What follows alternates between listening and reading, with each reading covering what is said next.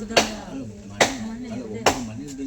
ಅದೇ ಎಷ್ಟು ನಮ್ಮ ಮನೆಯಲ್ಲಿ ಒಳಗೆ ಬೆನ್ನು ಹೋಗೋದಿಲ್ಲ ಎಲ್ಲ ರೀತಿಯಲ್ಲಿ ಉದುತ್ತೆ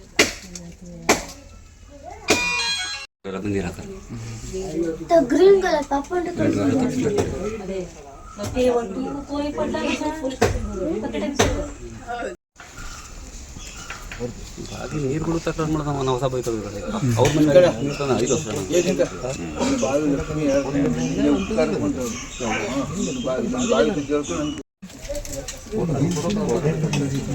ಹಂಗೆ ಮಾಡ್ತದೆ ಹೌದು ಹಂಗೆ ಮಾಡ್ತದೆ ಯಾವ ನಮ್ನೆ ಮಾಡ್ತದೆ ಅವ್ರ ಥರ ನಮ್ನೆ ಮಾಡ್ತದೆ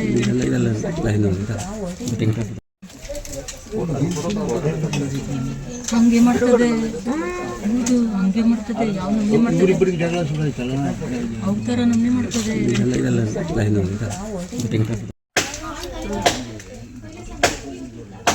ದೊಡ್ಡ ಅದೇ ಎಷ್ಟು ನಮ್ಮ ಮನೆಯಲ್ಲಿ ಇಲ್ಲಿರೋ ಬಟ್ಟೆ ಎಲ್ಲ ಸುಟ್ಟೋಗಿದೆ ನೋಡಿ. ಇಲ್ಲಿ ಬಟ್ಟೆ ಇದೆಯಲ್ಲ ಸುಮಾರಿತ್ತು ಬಟ್ಟೆ ಸುಮಾರಿತ್ತು ಎಲ್ಲ ಬಟ್ಟೆ ಎಲ್ಲ ಸುಟ್ಟಿ ಎಲ್ಲ ಹೋಗಿದೆ. ಅಲ್ಲಿ ಇಲ್ಲ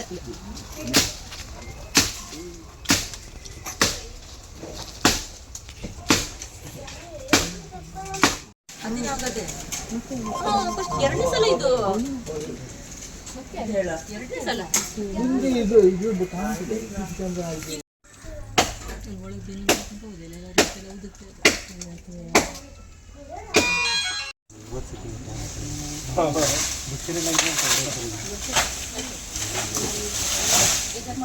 ಇಷ್ಟರಲ್ಲಿ ಮುಗಿತಲ್ಲ ಮುಂದೇನೂ ಆಗಲಿಲ್ಲ ಅದೇ ಅದೇ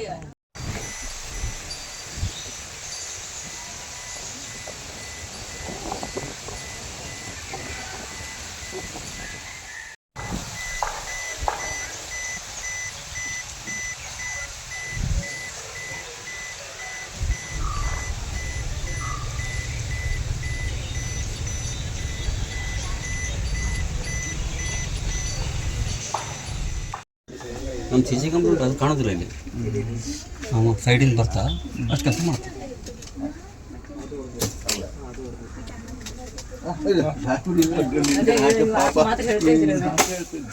ಯಾರಿಗೂ ಆಗೋದಿಲ್ಲ ಅಕ್ಕಪಕ್ಕ ಯಾರು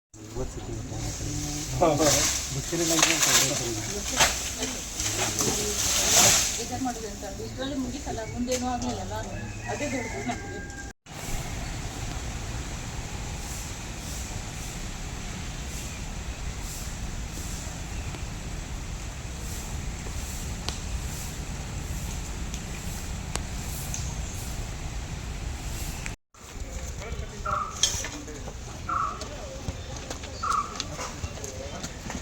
ಎಲ್ಲರಿಗೂ ಅವನಿಗೆ ಮಾತ್ರ ಇದನ್ನಲ್ಲಿ ಬಿಡಬೇಡಿ.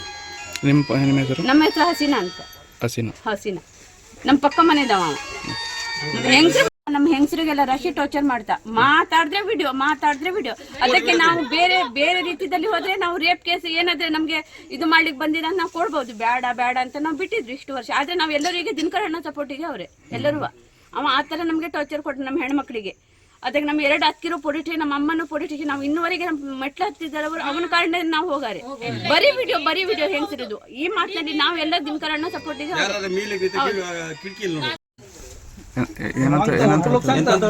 ಸಿಗ್ದಾಗ್ತೀನಿ ಅಂತ ಹೇಳ್ತಾರೆ ಅವರು ಒಳಗಡೆ ಕೂತ್ಕೊಂಡು.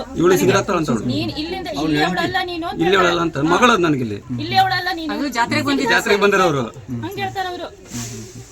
ಹೋಗೋದಾಗಿತ್ತು. ನಮ್ಗೆಲ್ಲ ಹೆಣ್ಮಕ್ಳು ಸರ್, ನಾವು ಇರೋದು 3 ಜನ ಅಷ್ಟೇ. 3 ಜನ ಹೆಣ್ಮಕ್ಳು, 2 ಮದುವೆ ಆಗಿದೆ ಮತ್ತೆ ಒಬ್ಳು ಇದ್ದಾಳೆ. ನಾವಿರೋದು 3 ಜನ ಮನೇಲಿ. ನಾನು ಅಂಗಡಿ ಹೋಗ್ಬಿಡ್ತೀನಿ, ಅವಳು ಕೆಲಸಕ್ಕೆ ಹೋಗ್ತಾಳೆ, ಇರೋಳು ಒಬ್ಳೆ.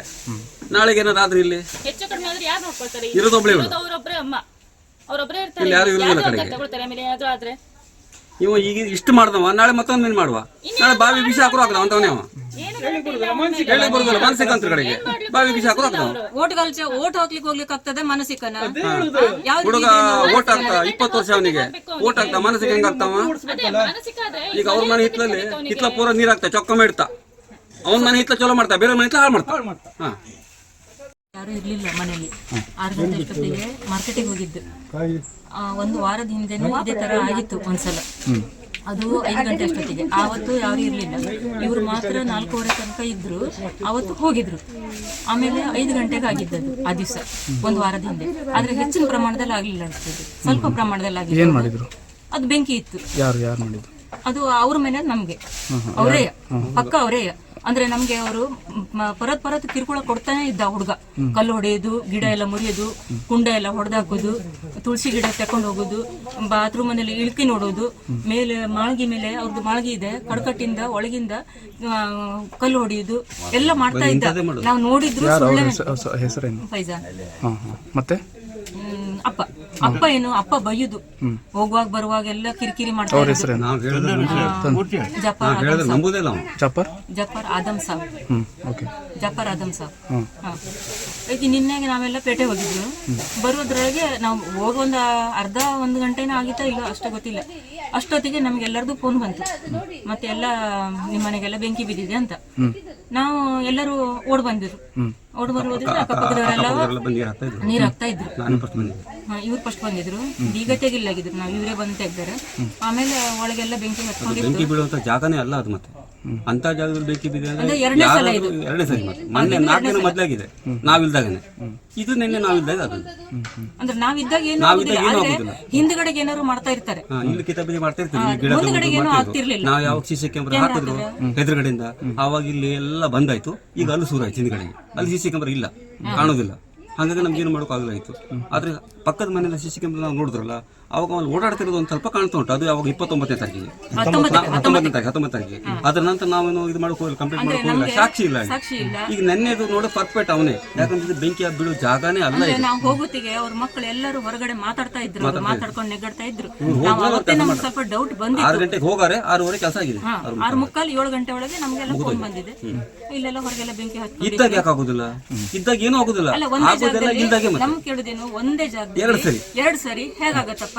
ಅದು ಮತ್ತೆ ಬೆಂಕಿ ಬರೋ ಜಾಗನೂ ಅಲ್ಲ, ವೈರು ಇಲ್ಲ, ಎಂತದ್ದು ಇಲ್ಲ. ಕರೆಂಟ್ ಇರೋದು ಈ ಖಾಲಿ ಒಂದು ಪ್ಲಾಸ್ಟಿಕ್, ಕೆಳಗಿಂದ ಪ್ಲಾಸ್ಟಿಕ್ ಬೆಂಕಿ ಕೊಟ್ಟಾನೆ, ಕೆಳಗಿಂದ ಬೆಂಕಿ ಮೇಲೆ ಹೋಗ್ತಾ ಉಂಟು.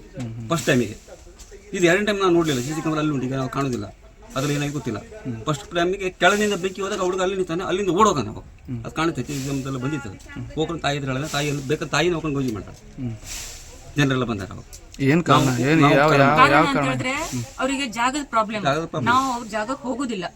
ಅಂದ್ರೆ ನಮ್ದು ಮನೆ ಕಟ್ಟುವಾಗ ಪ್ರಾಬ್ಲಮ್ ಮಾಡಿದ್ದಾರೆ. ಜಾಗದ್ದು ಸರ್ವೆ ಆಗ್ಲಿಲ್ಲ. ಸರ್ವೆ ಮಾಡ್ಕೊಂಡು ನೀವು ಬೇರೆ ಹಾಕೊಂಡು ಕೋರ್ಟ್ನಲ್ಲೂ ಇದು ಮಾಡಿದಾರೆ ಅವರಿಗೆ. ಅದು ಕೇಸ್ ನಡೀತಿತ್ತು. ಅದು ಕೇಸ್ ಕೊರೋನಾ ಟೈಮಿಗೆ ಬಂದಾಗುತ್ತೆ. ಅವ 10 ವರ್ಷ ಆಯ್ತು ಈಗ ಸರ್ವೆ ಮಾಡ್ತಾ ಅವ್ನು ಸರಿ ನಾನು ಹೇಳಿದ್ದಾನೆ, ಕೋರ್ಟ್ನವ್ರಿಗೂ ಹೇಳಿದೆ. ನಿನ್ನೆ ಜಾಗ 3 ಗುಂಟೆ ಇಲ್ಲ, ಅವ್ನು ಇರೋದು 1.5 ಗುಂಟೆ ಅಷ್ಟೇ. 2 ಗುಂಟೆ ಬೇರೆ ಹೆಸರು ಉಂಟು ಮುಂದ್ಗಡೆ. ಆ 3 ಗುಂಟೆಗೂ ನೀನು 3 ಅಳತೆ ಮಾಡಿ ಗಡಿಕಲ್ಲಿ ಹಾಕ್ಬಿಡು, ನಾನು ಪಗಾರ ಹಾಕ್ಬಿಡ್ತೀನಿ. ಅದು ಗೊತ್ತಾಗಿರಲಿಲ್ಲ, ನಾವು ಮಾಡೋದಿಲ್ಲ ಅಂತಾನೆ. ಈಗ ಏನ್ ಮಾಡ್ಬೇಕು? ಇದೇ ತಕ್ಕ ನಾವೆಲ್ಲ ಹೊಡಿಲಿಕ್ಕೆ ಬೈಲಿಕ್ಕೆ ಹೋದ್ರೆ ಕಂಪ್ಲೇಂಟ್ ಮಾಡ್ತಾನೆ. 2-3 ಸರಿ ಕಂಪ್ಲೇಂಟ್. ನಮ್ಮ ತಂದೆಯವ್ರ ಜಾಗ ಇದ್ದು, ಅಂದ್ರೆ ನನಗೆ ರೆಕಾರ್ಡ್ ಆಗ್ಲಿಲ್ಲ. ಆಶೀರ್ವಾದ ಮನೆ ಇದ್ದು ನನ್ನ ಹೆಸರಿಗೆ ಉಂಟದ್ದು. ಹಂಗಾಗಿ ಅವನು ನೀನ್ ಎಲ್ಲಿಂದ ಬಂದಿದ್ಯಾ ಹೀಗೆಲ್ಲ ಕೇಳೋದು. ಎಲ್ಲಿಂದ ಬಂದಿದ್ಯಾ ಅಂದ್ರೆ ಇವರು ಈ ಊರಿನವರಲ್ಲ, ಬೇರೆ ಊರಿನವ್ರು ಆಗ್ತಾರೆ ಅಂತ ಹೇಳ್ಕೊಂಡು ಆ ಲೆಕ್ಕದಲ್ಲಿ ನಾವು ಉಳಿದು 40 ವರ್ಷ ಆಗಿದೆ. ಅಜ್ಜಿ ಮನೆ ಇದೆ ನಮ್ಗೆ, ಇಲ್ಲಿ ಕುಂಟಾನೆ ತಂದೆ ಮನೆಗೆ ಹೋಗ್ಕೊಂಡೆ. ಆದ್ರೆ ನಾವು ಹೇಳುದೇನು, ನೀ ಬೇರೆ ಕಡೆಯಿಂದ ಬಂದವ. ಆ ಮೇಲ್ಗಡೆ ಅವ್ರಿಗೂ ಹಂಗೆ ಹೇಳ್ತಾ, ಅವ್ರ ಮನೆ ಹೇಳಿಲ್ಲ, ಅವ್ರಿಗೂ ಹಂಗೆ ಹೇಳ್ತಾನ ಅವ್ನು. ನೀವು ಬೇರೆ ಕಡೆಯಿಂದ ಬಂದವ, ನಾವು ಪುರಾತನ ಕಾಲದಿಂದ 17,000 ರೂಪಾಯಿ ತಗೊಂಡವ. ಇವನ್ ತಗೊಂಡದ್ದಲ್ಲ ಸರ್, ಅಪ್ಪ 17,000 ತಗೊಂಡ. ಅಪ್ಪ 17,000 ಖಾಲಿ ತಗೊಂಡ ಜಾಗ, ಖಾಲಿ 1.5 ಗುಂಟೆ ಜಾಗ ಹೆಸರು ಉಂಟಷ್ಟೇ. ಮತ್ತೆ ಹೋಗಿ ಕಂಪ್ಲೇಂಟ್ ಎಲ್ಲ ನಮ್ಗೆ ಬೇಜಾರು ಬಂದು ಹೋಗೋದು ಅಂತ ಹೇಳಿ ನಾವು ನಮ್ಮ ತಂದೆಯವರು ಅವನಿಗೆ ಹೊಡಿಲಿಕ್ಕೆ ಇಟ್ಕೊಳ್ಳಿಕ್ಕೆ ಹೋದ್ರೆ ಅವ ಮಾನಸಿಕ ಹೇಳಿ ಬಿಡ್ತಾರೆ. ಮತ್ತೆ ಹೆಂಗಸರು ನೋಡ್ರೆ ಫೋಟೋ ತೆಗೋದು ಅದು ರೋಗ ಉಂಟು ಅವನಿಗೆ. ನಮ್ಗಂತೂ ಅವನಕ್ಕಿಂತ ಬೇಜಾರು ಬಂದು ಹೋಗೋದು. ಕೇರಿನ ಎಲ್ಲರಿಗೆ ಕೇರಿನಲ್ಲಿ ಬೇಜಾರು ಬಂದು ಹೋಗೋದು. ನಾವು ಎಂತ ಹೇಳಂಗಿಲ್ಲ. ಜಾತಿ ನಮ್ಮ ಸಂಬಂಧಿಕರೇ, ಮತ್ತೆ ಬೇರೆ ಯಾರಿಲ್ಲ, ನಮ್ಮ ಸಂಬಂಧಿಕರೇ. ನಾವು ಎಲ್ಲ ಅಣ್ಣ ತಮ್ಮ ಆಗಿ ಇದ್ದಾರೆ ಇಲ್ಲಿ. ಇನ್ನೂ ತನಕ ಒಂದು ಗಲಾಟಿಲ್ಲ, ಎಂತದಿಲ್ಲ. ಅವನಿಗಿಂತ ನಮ್ಗೆ ಬೇಜಾರಾಗದೆ. ಅದು ಈ ಕೇರಿ ಓಡಿಸ್ಬೇಕು ಅವನಿಗೆ ಇಲ್ಲಿಂದ. ಕುಡಿಯೋ ನೀರಿಗೂ ತಕರಾರು ಮಾಡ್ತಾವ. ಇವ್ರ ಮನೆಯಿಂದ 5 ವರ್ಷ ನೀರು ತಂದ, 5 ವರ್ಷ ಇವ್ರ ಮನೆ ನೀರು ತಂದ. ಶೇಖ್ ಇಲ್ಲಿ ಜಫರ್ ಅಂತಿದ್ದಾನೆ. ನಮ್ಮ ಅಮ್ಮನಿಗೆ ಅಪ್ಪನಿಗೆ ತುಂಬ ಕಿರುಕುಳ ಕೊಡ್ತೀನಿ. ನಮ್ಮನ್ನ ಹೆಣ್ಮಕ್ಳು ಪೊಲೀಸ್ ಸ್ಟೇಷನ್ ಹೋಗಿದ್ರು, ಬರೀ ವಿಡಿಯೋ ಮಾತಾಡಿದ್ರೆ ಸಾಕು ವಿಡಿಯೋ ಮಾಡ್ತಾನೆ. ನಾವು ಇಲ್ಲಿ ಎಲ್ಲರೂ ಒಗ್ಗಟ್ಟಾಗಿದ್ರು. ಆದ್ರೂ ಅವರಿಂದ ನಮಗೆ ಹಿಂದೂ ಮುಸ್ಲಿಮ್ದಲ್ಲೇ ನಮಗೆ ಜಗಳ ಆದಂಗೆ ಅವ ಮಾಡ್ತಾ, ನಮ್ಗೆ ತುಂಬ ಟಾರ್ಚರ್ ಕೊಡ್ತಾ. ನಾವಿಲ್ಲಿ ಒಳ್ಳೆ ರೀತಿಯಿಂದ ಇದ್ರು ಎಲ್ಲರೂ. ಆದ್ರೆ ಇವನಿಂದ ತುಂಬಾ ತ್ರಾಸ ಆಗ್ತದೆ. ನಮ್ಮ ಅಮ್ಮನ ನಮ್ಮ ಅಪ್ಪ ವಯಸ್ಸಾಗಿದೆ, ಅವನಿಗೂ ಹೊಡಿಲಿಕ್ಕೆ ಬರ್ತಾ. ನಮ್ಮ ತಮ್ಮ ಮನೆಯಲ್ಲಿ ಯಾರು ಇಲ್ಲ, ನಮ್ಮ ತಮ್ಮ ಯಾರುವ, ಆದ್ರೆ ನಮ್ಮ ಅಪ್ಪನಿಗೂ ಹೊಡಿಲಿಕ್ಕೆ ಬರ್ತಾವ. ಅದಕ್ಕೆ ಅವನಿಂದ ನಮ್ಗೆ ಕಾಪಾಡಬೇಕು ಅಷ್ಟೇ. ಇಲ್ಲಿ ಕೇರಿದವ್ರಿಗೆಲ್ಲರಿಗೂ ಲೋನ್ ಗಿನೆಲ್ಲ ನಮ್ಗೆ ಗೊತ್ತಿದ್ದ ವಿಷಯ. ಲೋನ್ ಎಲ್ಲ ಮಾಡಿ ಅವರು ಮನೆ ಕಟ್ಟಿದ್ರು. ತುಂಬಾ ಪರಿಸ್ಥಿತಿ, ತುಂಬಾ ಬಡ ಪರಿಸ್ಥಿತಿಯಲ್ಲಿ ಇದ್ರು ಅವರು.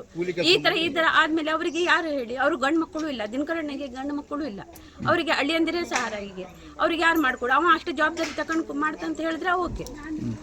ಅವನಿಗೆ ಅಷ್ಟು ದುಡ್ಡು ಬೇಕು, ಅವರಿಗೆ ಸಹಾಯ ಬೇಕು. ಅವ ಎಷ್ಟು ಲೋಸ್ ಮಾಡಿದ್ದಾನೆಲ್ಲ ಅವನಿಂದ ನಮ್ಗೆ ಪರಿಹಾರ ಬೇಕು. ಇದ್ದಾರೆ, ಒಳ್ಳೆ ರೀತಿಯಿಂದ ಇದ್ದಾರೆ. ಹಾ.